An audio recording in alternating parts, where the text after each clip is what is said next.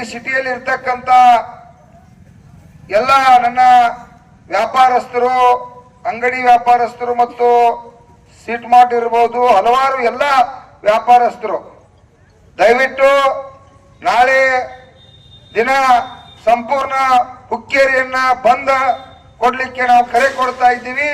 ತಾವೆಲ್ಲರೂ ಕೂಡ ದಯವಿಟ್ಟು ಯಾಕಪ್ಪ ಅಂತಂದ್ರೆ ಇವತ್ತು ಅನ್ನದಾತರು 2 ದಿನ ಆದ ಬೀದಿ ಒಳಗೆ ನನ್ನ ರೈತ ದೇವರುಗಳು ಬೀದಿ ಒಳಗೆ ಕೂತಾರು.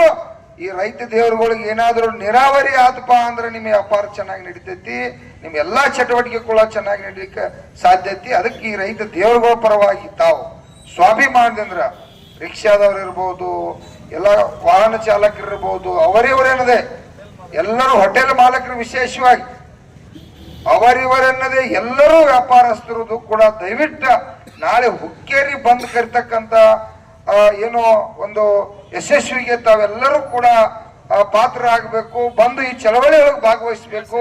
ಈ ಚಳವಳಿಯನ್ನ ಯಶಸ್ವಿ ಮಾಡ್ಲಿಕ್ಕೆ ಏನು ಈ ಭಾಗದ ರೈತರಿಗೆ 60 ಹಳ್ಳಿಗೆ ನೀರಾವರಿ ಮಾಡ್ಬೇಕಾಗೈತಿ. 60 ವರ್ಷದಿಂದ ವಂಚನೆ ಆಗೈತಿ.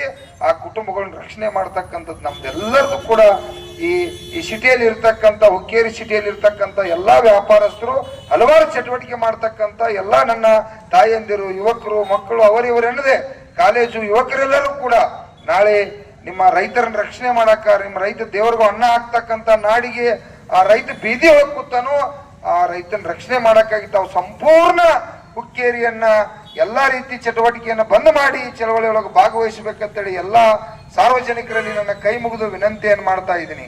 ಕರ್ನಾಟಕ ರಾಜ್ಯ ರೈತ ಸಂಘಕ್ಕೆ, ಹುಕ್ಕೇರಿ ರೈತರಿಗೆ, ಹುಕ್ಕೇರಿ ರೈತ ಮಕ್ಕಳಿಗೆ, ಹುಕ್ಕೇರಿ ಎಲ್ಲಾ ಸಾರ್ವಜನಿಕ